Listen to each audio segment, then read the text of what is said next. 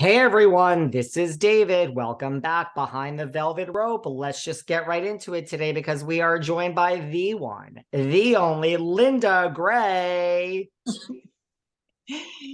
Hello. Wait, there's something happening. Does it say is it like a red box that says click to accept because I'm recording?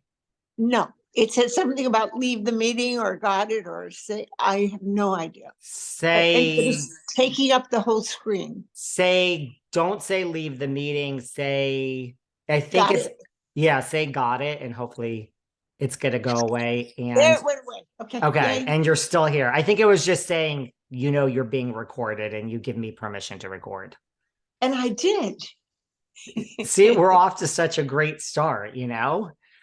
Well, thank you for doing this. I have to say, I'll Yes. just say right off the bat, this is my job. I would be talking to you regardless, but this chat is personal for me. I am now dating myself, huge Dallas fan. So let's just put that out there right at the beginning. Thank you. I mean, I this is such a great show. So thank you for doing this.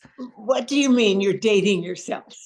Well, sometimes people say, wait, how old are you? And I mean, if I start saying, well, I remember Dallas and I watched Dallas growing up, people say, oh, how old are you? And then that just gives away, a certain age because sometimes I think people think I'm younger than I am. That's what I mean. Well, you are. And don't bother with those people. We don't want to hear No, from those people, right? no, nobody should ask your age anyway. So anyway, let's get on to good, truthful things, not about I age. I agree though. I think asking someone's age is the same as asking how much money are you worth and how much money do you make a year. I think they're three strange questions that you would never ask someone, right? I agree. I agree. Totally agree. So we don't do that. We're not that kind of person. We're not that kind. Well, starting at the beginning, is this true? Because look at, I know that first season of Dallas, those first 5 episodes, the character of Sue Ellen was supposed to really, you weren't in the title. It was just supposed to be a very bit part. Is it true though that you didn't even audition, that you just had to like speak to someone on the phone and they gave you the part? Or is that just a folklore? No, that's not correct. Not correct. They already had cast, not officially, not totally, but they had cast Mary Fran in the role of Sue Ellen. Do you remember Mary Fran from the Yeah. Bob Newhart show? And she was a friend of mine. But I was doing at that time, I was doing all the glitters with Norman Lear. That was in 1977.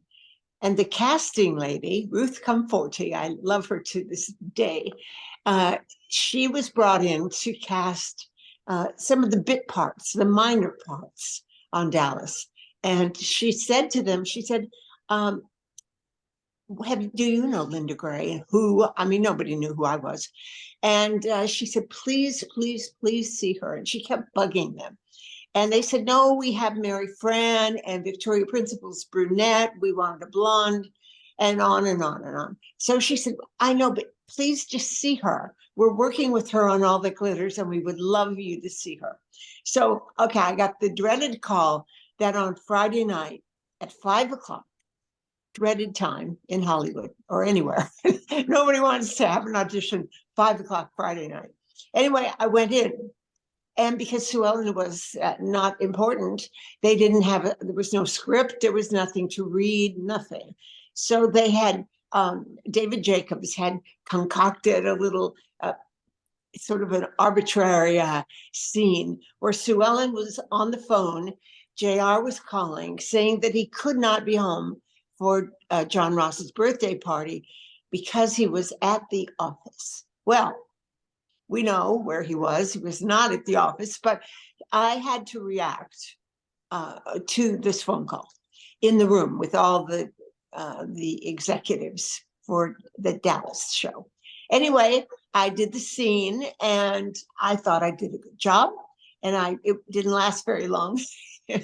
So I walked out to my car, and maybe it was this woman's intuition.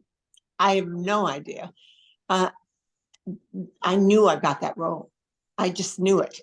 And I got in the car and I drove home and I told my husband, I said, I think I got this role. And he said, you're already working for Norman Lear. And I said, I know, but it ends soon. And this is a new show called Dallas. Anyway, that's how I got it. That's the true story. Wow. I did have to audition.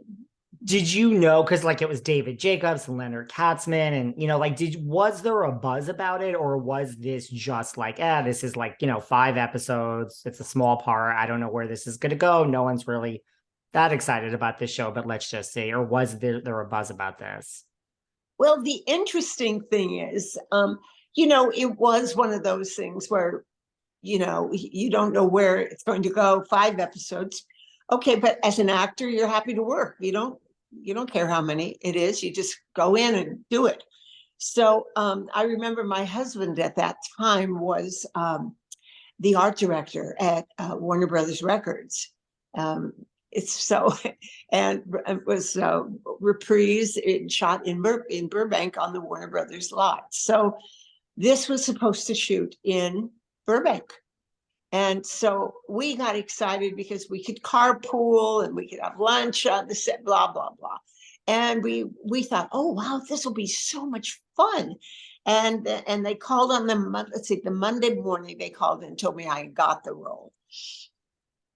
I was excited. So then my husband and I were like, oh, this is fabulous. And this and this and this. We're going to have so much fun carpooling together and on and on.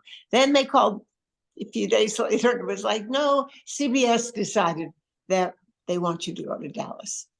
So I was like, oh my God, this is not going to go well with my husband, of course, or the kids. And so, then we went in different directions. So it was a little odd beginning.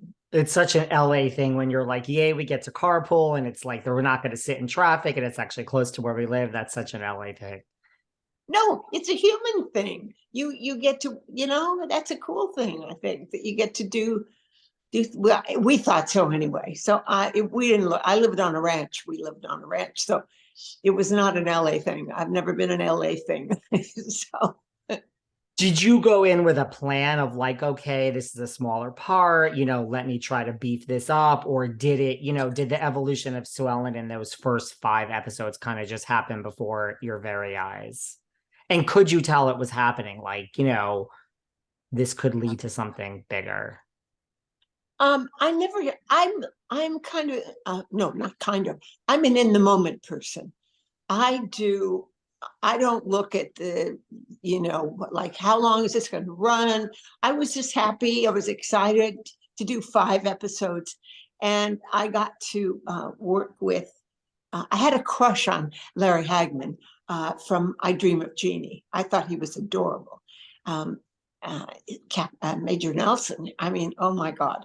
So then I had met, prior to all this, I had met through the makeup man on All That Glitters. I had met Patrick Duffy. We stopped off at Patrick's house on the way to the location,